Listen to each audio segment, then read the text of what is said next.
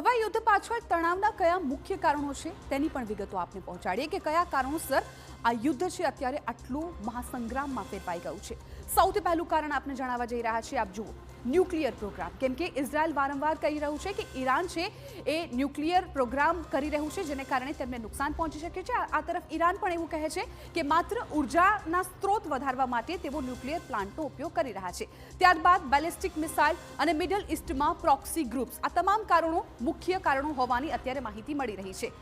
મહત્વપૂર્ણ છે કે આ કારણોસર યુદ્ધ થયું હોઈ શકે છે। મિડલ ઇસ્ટમાં અત્યારે મહાયુદ્ધની સ્થિતિ છે। ઈરાને હવે અમેરિકાને નિશાને લેવાનું શરૂ કરી દીધું છે। ઈરાને ઇઝરાયલની સાથે સાથે યુએઈ, બહેરીન અને કુવૈતમાં આવેલા અમેરિકન સૈન્ય ઠેકાણાઓ પર પણ આડેધડ મિસાઇલ હુમલા કરવાનું શરૂ કરી દીધું।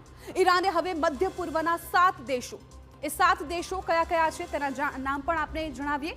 એ 7 દેશોમાં કતાર, બહેરીન, યુએઈ, કુવૈત અને ઇઝરાયલનો સમાવેશ છે અને એક સાથે મિસાઇલ હુમલા શરૂ કર્યા છે। ઈરાને આ હુમલાઓ દ્વારા અમેરિકાના સૈન્ય ઠેકાણાઓને નિશાન બનાવવાની શરૂઆત કરી છે।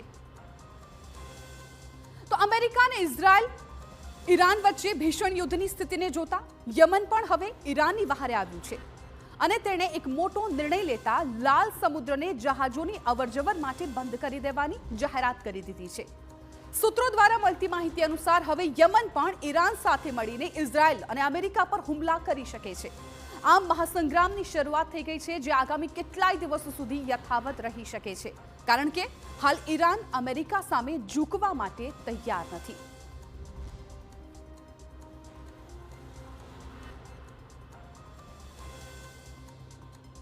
તો 8 દેશોમાં હુમલો કરવામાં આવ્યો છે। ઈરાને આ બારૂદી હુમલો કર્યો છે અને બદલો લેવા માટે હુમલો કરવામાં આવ્યો છે। એ 8 કયા કયા દેશો છે એ પણ આપને જણાવીએ। આપ જુઓ સ્ક્રીન પર એ દેશોના નામ પણ લખ્યા છે। ઈરાન છે, ઇઝરાયલ છે, જોર્ડન છે, ઇરાક છે, આ મેપ આપ જુઓ, કુવૈત છે, સાઉદી અરબ છે, યુએઈ છે અને બહેરીન છે અને ત્યારબાદ કતાર। આ 8 દેશો પર ઈરાને બારૂદી હુમલો કર્યો છે। અત્યારે આ તમામ દેશોમાં ખળભળાટ મચી ગયો છે। ત્યાંની જે સ્થાનિક જનતા છે અત્યારે ભયના ઓથાર હેઠળ જીવી રહી છે, કેમ કે ગમે ત્યારે આ દેશોમાં હજુ પણ વધારે હુમલા થઈ શકે છે। બારૂદી બદલો 8 દેશો આપ જુઓ, ઇઝરાયલ, જોર્ડન, ઇરાક, કુવૈત, જે જાણકારી અમે આપને આપી, આ દેશોમાં અત્યારે સ્થિતિ ખૂબ ભયંકર છે। સાઉદી અરબ, યુએઈ, બહેરીન અને કતાર, આ દેશોમાં પણ અત્યારે મિસાઇલોના હુમલાઓ થઈ રહ્યા છે। અત્યારે ગોળી બારૂદ છે ત્યાં થઈ રહ્યા છે। આ તમામ દેશો અત્યારે ઈરાનના કબજામાં હોય તે પ્રકારની સ્થિતિ જોવા મળી રહી છે। ઈરાન આ દેશો પર હુમલો કરી રહ્યું છે।